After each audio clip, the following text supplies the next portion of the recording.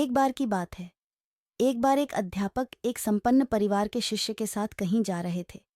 तो उस शिष्य को कुछ मजाक सूझी, क्योंकि उसको रास्ते में किसी गरीब मजदूर के जूते दिखाई दिए।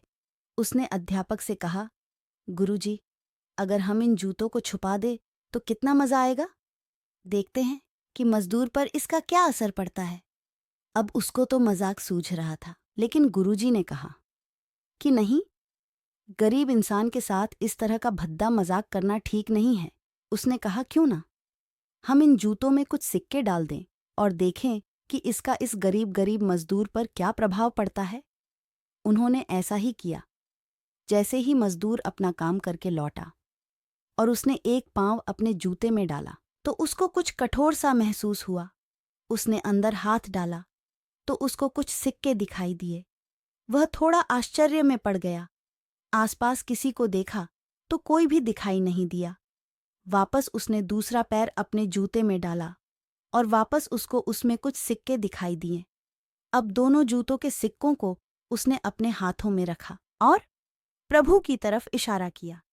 हे प्रभु, पता नहीं किस भले मानुष ने ये सिक्के मेरे जूतों में छुपाए हैं, लेकिन जिसने भी छुपाए हैं उसको मेरी दुआ है ताकि इन पैसों से मैं अपने बच्चों और पत्नी के लिए कुछ खाना और दवाइयाँ ला सकूंगा। और इतना बोलकर वह चला गया। इस बात को शिष्य और अध्यापक दोनों सुन रहे थे। अब अध्यापक ने शिष्य से पूछा कि अब तुम मुझे बताओ कि तुम्हें कैसा महसूस हुआ, तुम्हारी पहले वाली मजाक या मेरा यह तरीका। तो उसने कहा कि गुरुजी, मैं आपसे क्षमा चाहता हूँ। अब मुझे समझ आ गया है कि सच्ची खुशी किस चीज़ में है।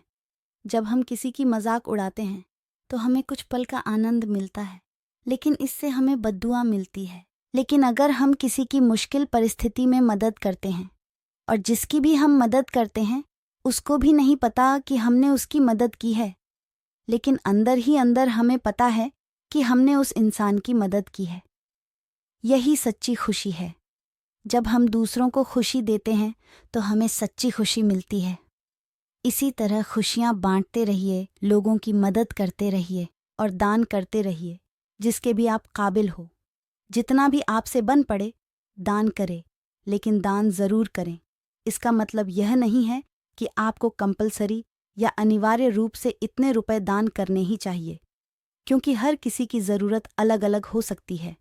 अगर आप किसी को पैसों का दान नहीं कर सकते तो कम से कम चीज़ों का दान तो कर ही सकते हैं। मुझे पूरी उम्मीद है कि यह हार्ट टचिंग स्टोरी आपको ज़रूर अच्छी लगी होगी। आपका कीमती समय देने के लिए दिल से शुक्रिया।